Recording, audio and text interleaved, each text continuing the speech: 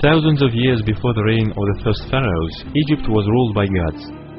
So says the legend, the reliability of which ancient Egyptians never doubted. They simply knew it. Ancient Egyptian civilization, which we know, and which was generated in the end of 4th, beginning of 3rd millennium BC, is only a hat. A hat covering a heritage of more ancient civilization.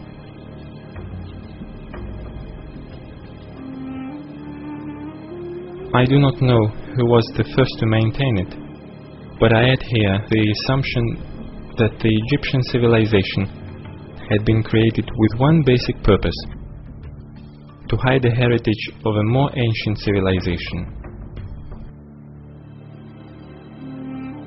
It was a tremendously large-scale historical operation aimed to last for centuries and even millennia.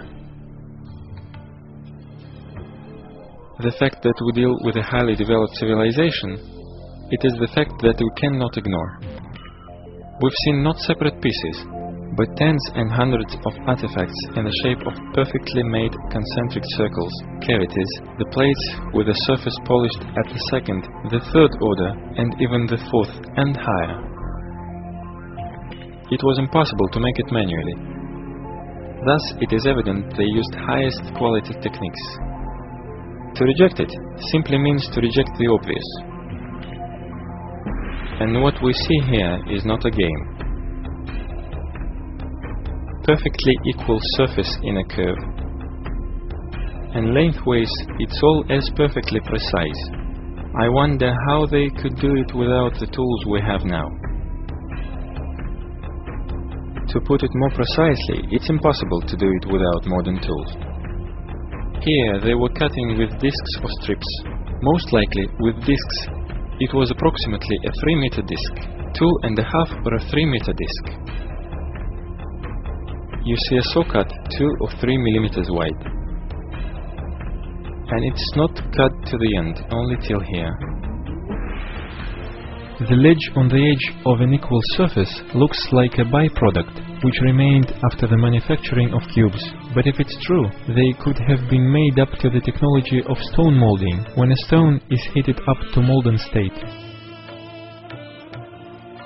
We've got the impression that builders leveled the floor after it had been laid, just as we scrape wooden floors. The only difference is that they worked with black basalt. To make the same, we would have to take a numerically controlled grinding machine to a desert. But there are no tools of the appropriate size even nowadays. This is the edge of the rock where the bridge had been excavated. It's as high as a multi-storied building. Under a small cornice, there is a kind of a wall which is perfectly flat.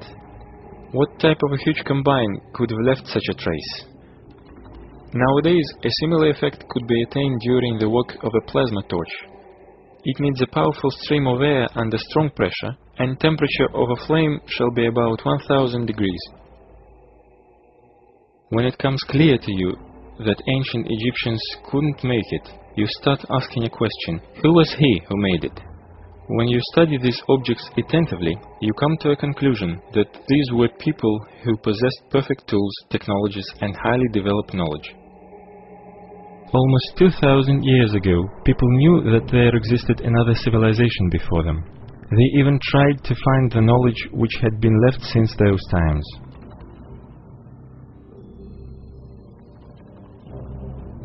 Actually, this hole here shows that it's useless to speak about the Tomb Raiders. It's only a silly invention.